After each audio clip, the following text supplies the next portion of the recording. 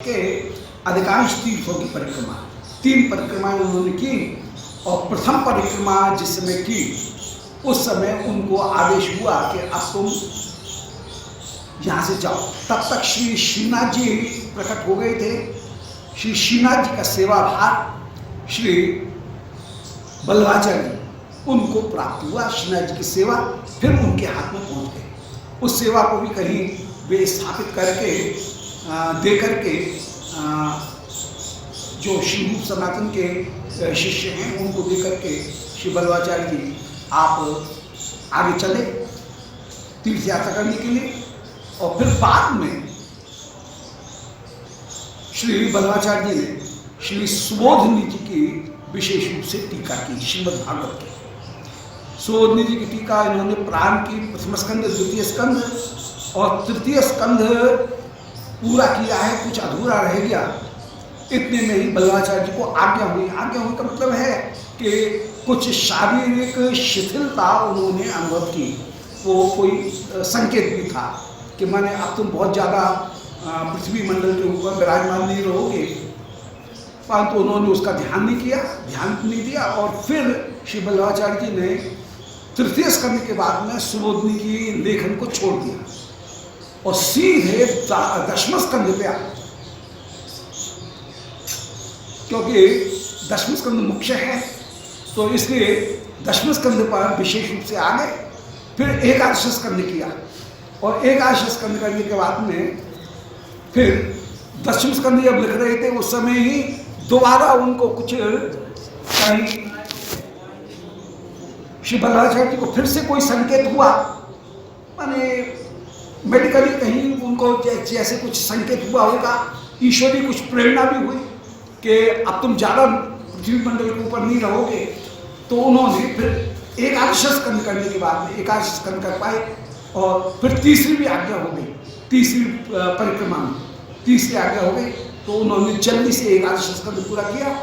और सुबोधनी जी जो प्राप्त होती हैं वो प्रथम, द्वितीय, तृतीय, दशम और एकादश, इन 5 स्कंधों के ऊपर सुबोधनी जी प्राप्त। परंतु जो सुबोधनी जी की टीका की गई वो बहुत प्राउड टीका होकर के विराजमान। तो श्री बल्लभाचार्य गए चैत, तो वहाँ पर श्री रूप गोस्वामी जी उनको संग में लेकर के जब महाप्रभु आए उस समय रूप गोस्वामी जी को संग में लेकर के श्री बल्लभाचार्य जी से मिलने के लिए श्री चैतन्य महाप्रभु आप गए। उस समय श्री बल्लभाचार्य जी के यहाँ पर जो स्वरूप विराजमान थे उनका राजभोग हो चुका था,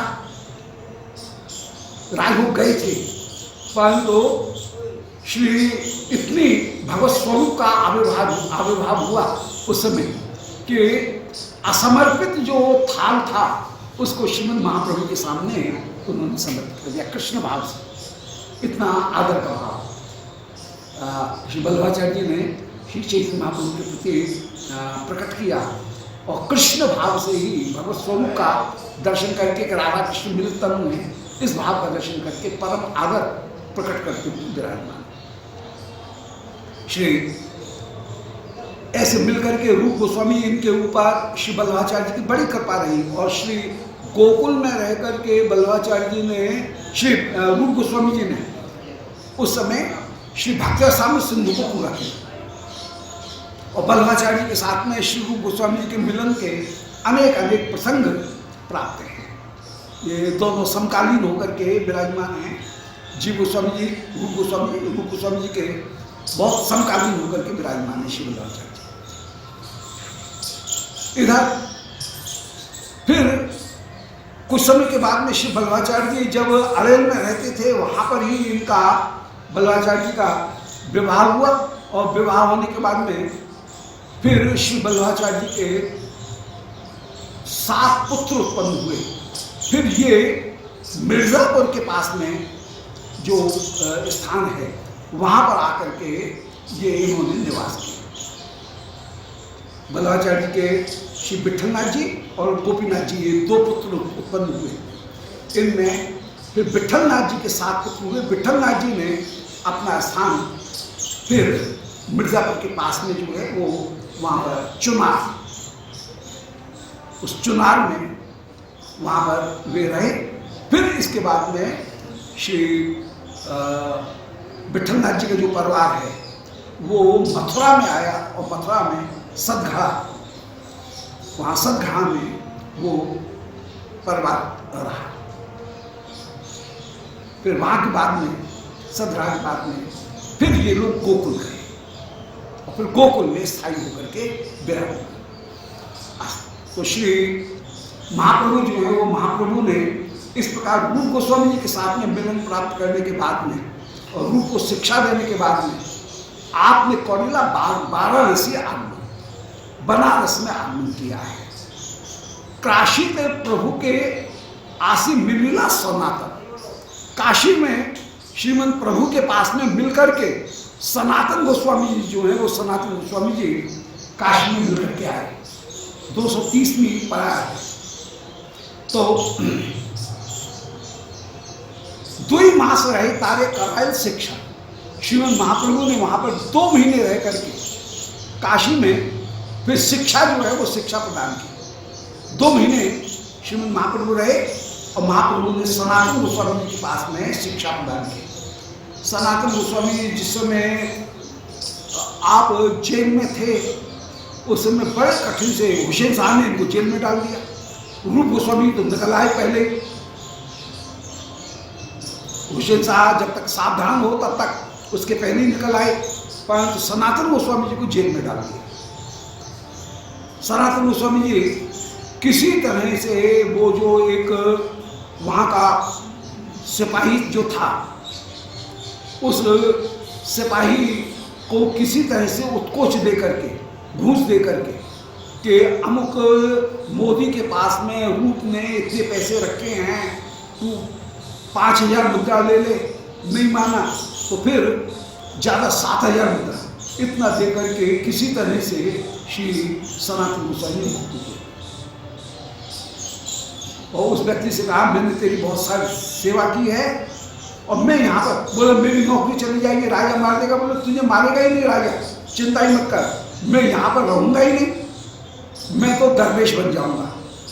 तो ऐसा होकर के श्री सनातन गोस्वामी किसी तरह से, तू तो बस ये कह देना कि मैं तो कैदी को सुबह प्रातःकालीन डोल डाल कराने के लिए लाया था, नृत्य कर्म कराने के लिए, उसके हथकड़ी बड़ी थी, पर मेरे देखते देखते ही मैंने जरा मुंह फेरा और उसने नदी में छलांग लगा दी। नदी में इतनी बाढ़ थी उसमें बह गया, मेरे सामने बह गया और वो कहीं बह गया पता नहीं लगा। मैंने बहुत कोशिश भी की परंतु वो बचा नहीं, वो कहीं बह गया, मेरी पकड़ में नहीं आया। और तुझे चिंता करने की जरूरत नहीं है, तेरे पूरे परिवार की व्यवस्था मैंने कर दी, इतना पैसा तुझे मिल जाएगा। ऐसे किसी तरह से उत्कोच दे करके, घूस दे करके श्री सनातन गोस्वामी जी जेल से मुक्त हुए। और जेल से मुक्त होकर के जब पाथरा पर्वत पर आए तो इनके साथ में इनका एक सेवक लग गया। वहां पर जो राहगीर को राहजनी करने वाले थे उन्होंने पहचान लिया कि इस नौकर के पास में 10 मुद्रा है सोने की। तो जैसे तैसे सनातन गोस्वामी जी 9 मुद्रा उसने बताई कि मेरे पास में 9 है, एक फिर भी छपा नहीं, 10 की जगह थी 10 मुद्रा है, परंतु एक उसने एक गिन्नी फिर भी छपा ली। सनातन गोस्वामी जी बोले कि अब हम तुझे अपने पास में नहीं रखेंगे, तो तुझे तेरे कारण आज हमारे भी प्राण जाते और तेरे भी प्राण जाते। ये आज रात को हम तुम दोनों का कत्ल कर देंगे और तुम्हारा धन छीन लेंगे। तो 9 की 9 सिक्के ला करके, मुद्राएं ला करके उन्होंने उन चोरों को दे दी और कहा भाई हमारे पास में ये है, हमको तुम मुक्त कर दो। सारे चोर बोले कि देखो तुम्हारे पास में अभी भी एक मुद्रा है, तुम झूठ बोल रहे हो, 10 थी तुमने 9 दिखा रहे हो, अभी भी एक मुद्रा है। परंतु ठीक है, तुमने इतनी ईमानदारी की, उस मुद्रा को तुम अपने पास में रखो, हम उसको नहीं लेंगे, तुम यहां से निकल जाओ। तो सनातन गोस्वामी जी को उन चोरों ने किसी तरह से पाथरा पहाड़ पर्वत जो है उससे पार करवाया। अब संयोग की बात यह है कि जैसे उतर करके आए सनातन गोस्वामी जी के साले साहब मिल गए और उन्होंने कहा जीजा जी आप कैसे, और अब हम आपको नहीं जाने देंगे। ये बोले भैया नहीं, अब मैं छूट करके आया हूं, अब मैं यहाँ पर तुम्हारे पास में भी नहीं रहूंगा। बोले नहीं नहीं तुम्हारी क्या व्यवस्था है, कुछ न कुछ व्यवस्था करनी पड़ेगी। और जबरदस्ती उसने सनातन गोस्वामी जी को एक बहुत बढ़िया भोट कंबल ओढ़ा दिया। बोले ये कंबल तो रखो, रास्ते में जरूरत पड़ेगी। व्यवस्था कर दी। सनातन गोस्वामी जी नहीं मानते तो वो छोड़ता नहीं। सनातन गोस्वामी जी ने उसको भोट कंबल को लेना पड़ा और ले करके जब महाप्रभु के पास में आए तो दरवेश जैसा वेश, दाढ़ी बढ़ी हुई है, वही तहमत लगाए हुए आए। महाप्रभु पहचान गए हैं और उस समय श्री महाप्रभु ने सनातन इनको पहचाना, इनके ऊपर कृपा की और कृपा करके इनसे कहा कि इनका क्षौर करवाओ और फिर इनको भोजन करवाए, प्रसाद करवाया, दिया प्रसाद सेवा करवाई। और फिर सनातन गोस्वामी जी इनके पास में वहाँ विशेष रूप से 2 महीने रहे और 2 महीने सनातन गोस्वामी जी को श्रीमद् महाप्रभु ने सारा सिद्धांत तत्व जो अचिंत्य भेदाभेद, दार्शनिक सिद्धांत और उपासना के जितने भी सिद्धांत हैं, उपासना की पद्धति, उस उपासना की पद्धति को सब बताया। सारी जो स्मृति हैं, वैष्णव स्मृति, उनका भी उपदेश कराया। और जब कृपा की मथुरा पठाए तारे दिया भक्ति बल, सनातन गोस्वामी जी को भक्ति बल प्रदान करके मथुरा भेजा और सन्यासी ने कृपा कर गेला लीला चाहिए। और उस समय श्री सन्यासी उनके ऊपर कृपा की और कृपा करके श्री प्रकाशानंद उन प्रकाशन के ऊपर कृपा करके फिर श्रीमद् महाप्रभु नीलाचल आए। एक महाप्रभु के परम प्रिय महाराष्ट्रीय ब्राह्मण हैं, उन्होंने कहा कि मैंने आज काशी के जितने भी सन्यासी हैं उनको निमंत्रण दिया है, आप भी आओ। और उनका प्रेम देख करके और सन्यासियों के ऊपर कृपा करनी थी महाप्रभु को, इसलिए श्री महाप्रभु उस समय कहे। सन्यासियों की पूरी सभा बैठी हुई है, श्री प्रकाशानंद जी ऊंचे सिंहासन पर बैठे हुए हैं, सन्यासी वहाँ पर बैठे हुए हैं और श्री महाप्रभु दूर से प्रणाम करके जहाँ सन्यासी पाद प्रक्षालन करें उस मोरी के पास में आकर के बैठ गए। श्री प्रकाशानंद जी ने कहा कि श्रीपाद वहाँ क्यों बैठे हो, इधर आइए इधर आइए, ऐसा कहकर के उनको बुलाया, अपने पास में बैठाया और फिर श्री प्रकाशानंद जी के साथ में श्रीमद् महाप्रभु का जो संवाद हुआ उसमें श्री महाप्रभु ने प्रकाशानंद जी के द्वारा जो केवलाद्वैत मत है, जहाँ पर भक्ति को साधन माना गया है, भक्ति को स्वीकार तो किया गया परंतु भक्ति को साधन माना गया है, ज्ञान का एक अंग मात्र माना गया, भक्ति परम लक्ष्य नहीं, वह ज्ञान प्राप्त करने का, संसार की निवृत्ति का, मोक्ष का एक साधन है। श्रवण के द्वारा, श्रवण मात्र के द्वारा अज्ञान की निवृत्ति हो जाती है, परंतु अज्ञान का लय होगा भक्ति के द्वारा। इसलिए ज्ञान मार्ग में भी अज्ञान भक्ति की अनिवार्यता है, बिना भक्ति के ज्ञान की प्राप्ति नहीं हो सकती है।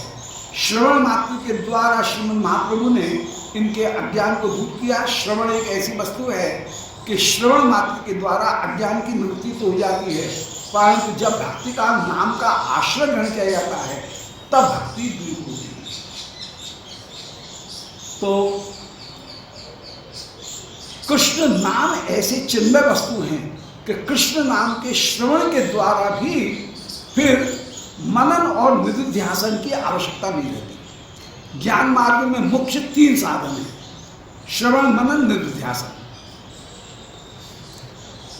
इनमें श्रवण के द्वारा अज्ञान की निवृत्ति होगी, फिर मनन किया जाएगा, मनन करने के बाद में फिर निधिध्यासन माने जब ब्रह्म का ध्यान किया जाएगा तब जाकर के मोक्ष की प्राप्ति होगी। परंतु यदि कोई नाम मात्र का श्रवण कर ले तो नाम मात्र का श्रवण करने पर भी माया की निवृत्ति हो जाती है, मोक्ष की प्राप्ति हो जाती है। तो ये और कृष्ण सेवा की, यदि संबंध ज्ञान पूर्वक नाम का आश्रय ग्रहण करेगा तो कृष्ण सेवा की प्राप्ति हो जाएगी, ये एक विशेषता है।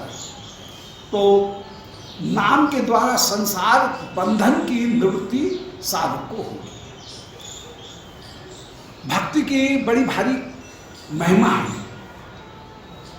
भक्ति के द्वारा जिनका ज्ञान में अधिकार नहीं है उन लोगों का भी कल्याण हो जाएगा।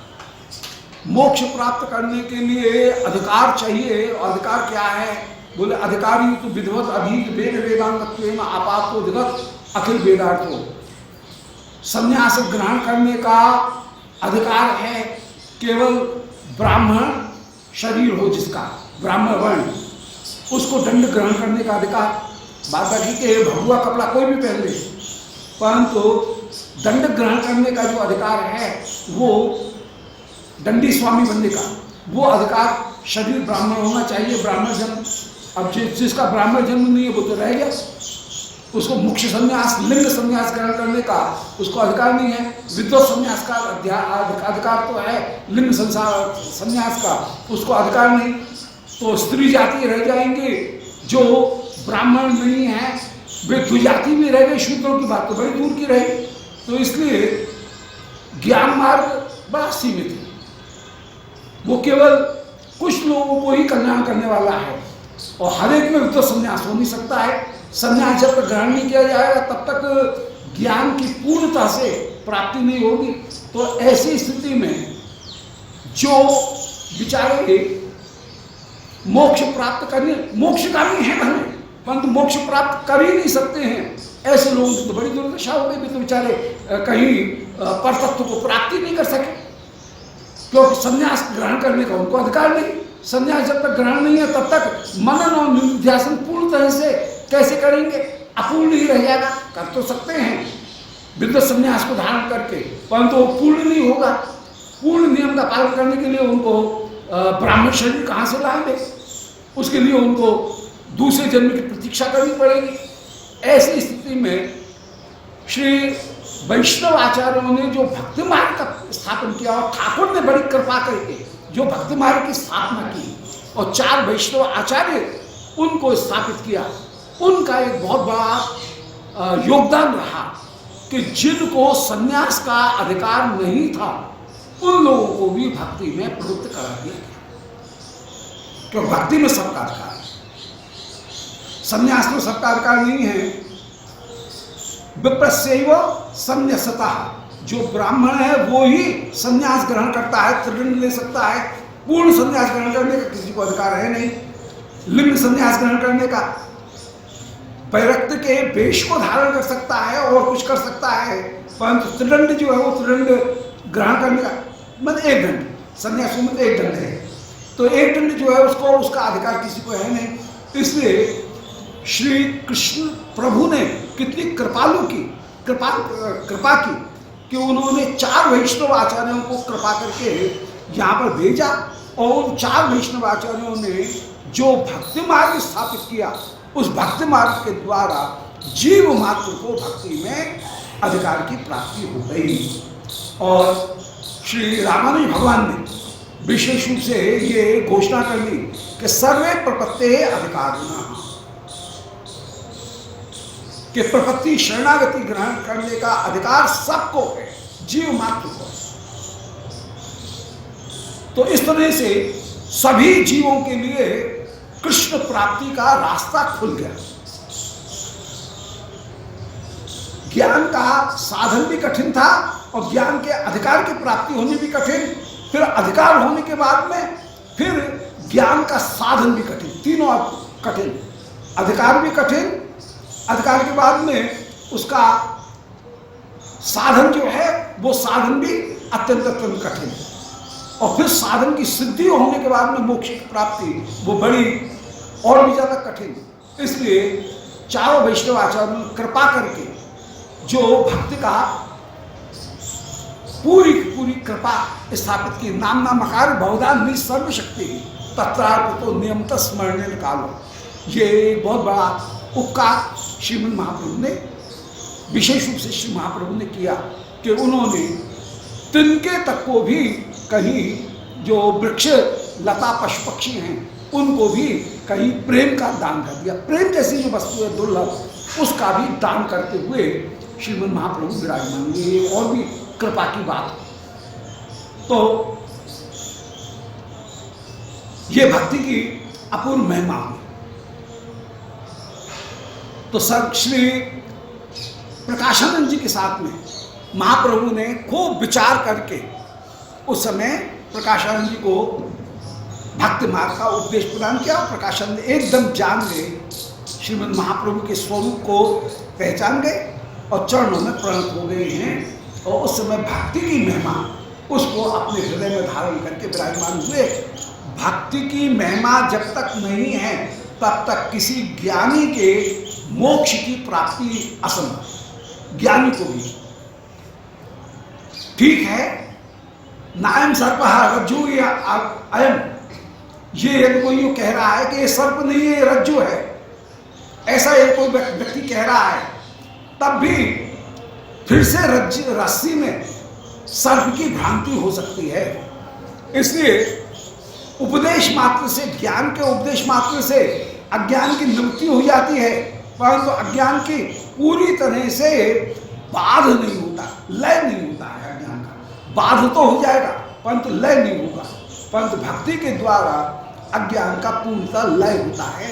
इसलिए भक्ति की विशेषता बहुत है और भक्ति के द्वारा ही एक ज्ञानी भी मोक्ष को प्राप्त करता है। भक्ति की ऐसी अपूर्व महिमा।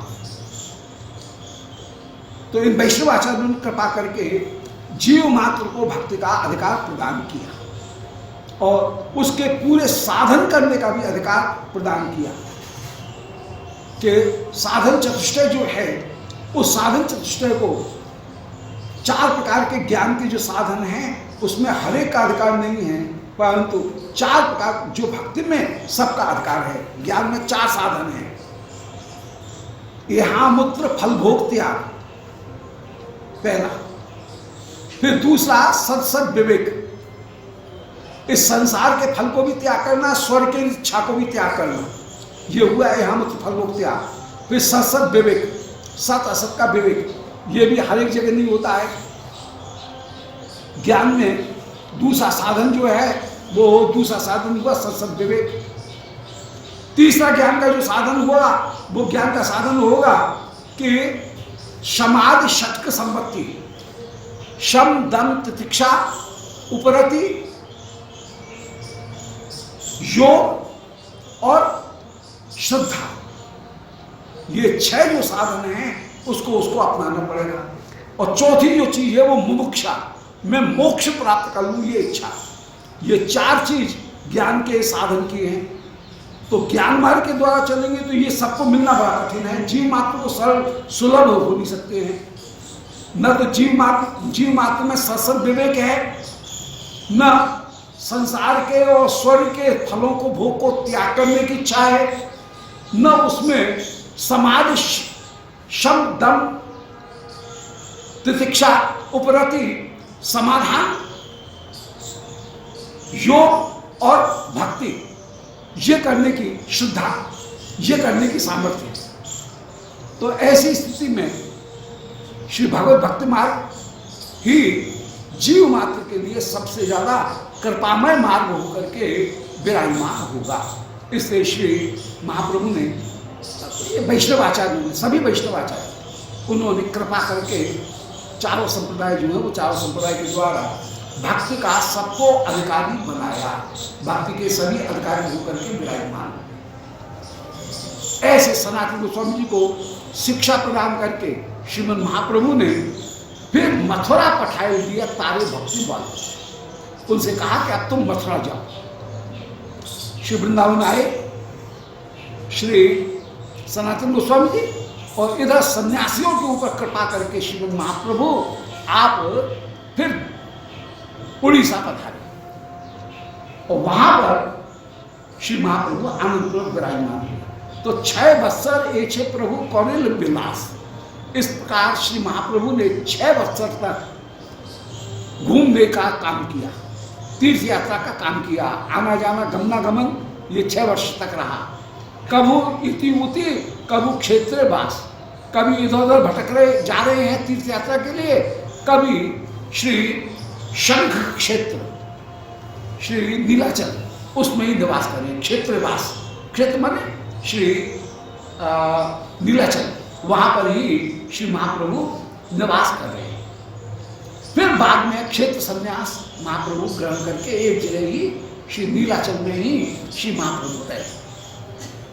आनंद भक्त संग सदा कीर्तन विलास, भक्तों के संग में आनंद पूर्वक कीर्तन विलास, जगन्नाथ दर्शन, जगन्नाथ का दर्शन करें, प्रेम विलास, और प्रेम के विलास महाप्रभु में विराजमान हो रहे हैं। मध्य लीला करने सूत्र गण, जल्दी से मध्य लीला के इस सूत्र की मैंने सूची यहाँ पर दे दी कि काल का प्रभाव का पता नहीं, बूढ़ा हो गया हूँ, अत्यंत चैतन्य चरितामृत जिस समय लिखने के लिए बैठता हूँ उस समय हाथ कांपता है, आंखों में दृष्टि है नहीं, पूरा दिखाई देता नहीं है, अक्षर दिखाई नहीं देते हैं और हाथ कांपता है लिखने में।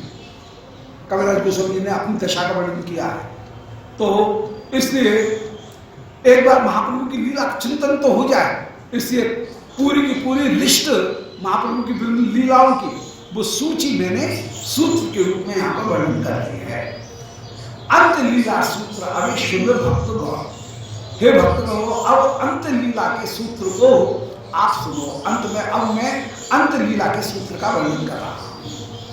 अंत लीला, अंत लीला वो है जहां पर श्री महाप्रभु बाद में 18 वर्ष तक जहां रहे, श्री नवद्वीप नीलाचल वहां की लीला का वर्णन कर रहे हैं कि वृंदावन हईते यदि नीलाचल आएगा, 18 वर्ष बास कहाँ नहीं गेला।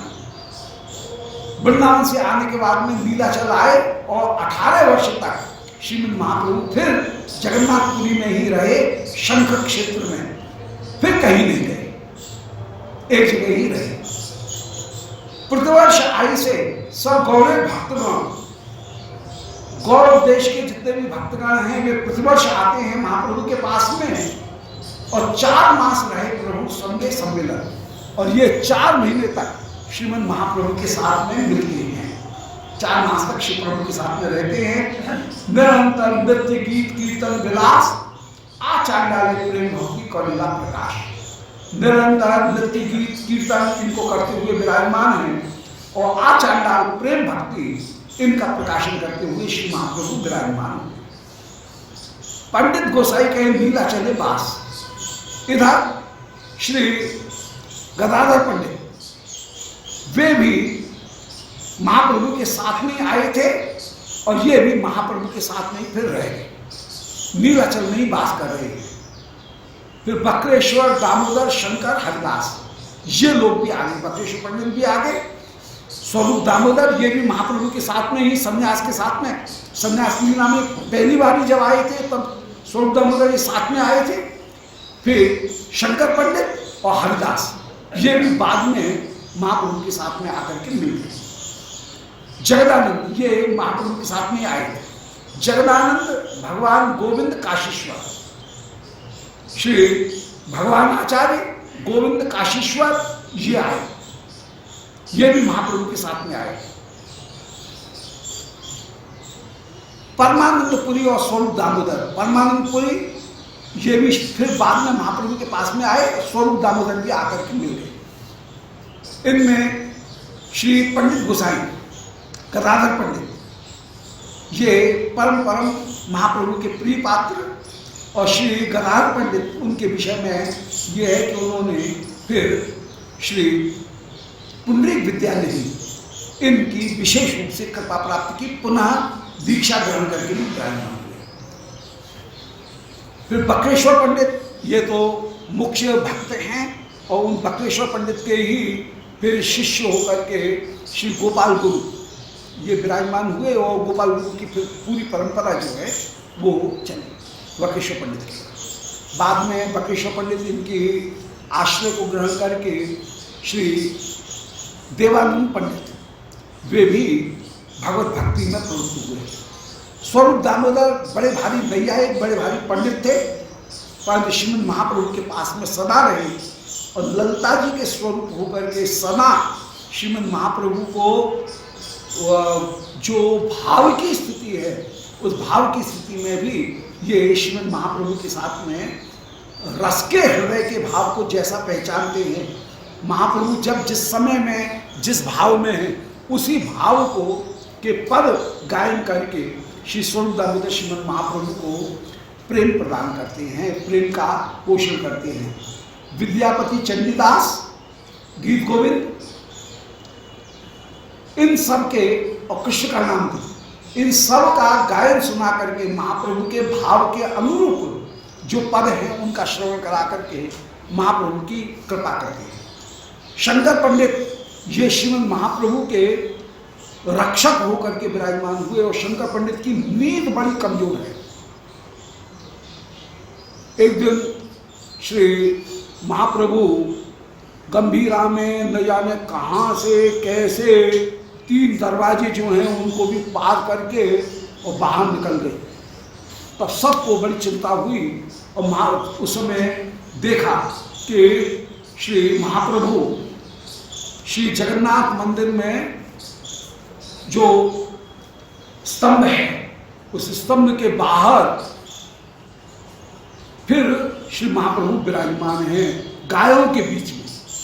उस समय सब चिंतित हो गए और सबने कहा कि महाप्रभु के पास में कोई व्यक्ति ऐसा रहना चाहिए जो महाप्रभु पर निगाह रखे कि वे कहाँ जा रहे हैं। महाप्रभु प्रेम में मत वाले हैं, पता नहीं है कहाँ उठ करके चले जाएं, तो जो रहे।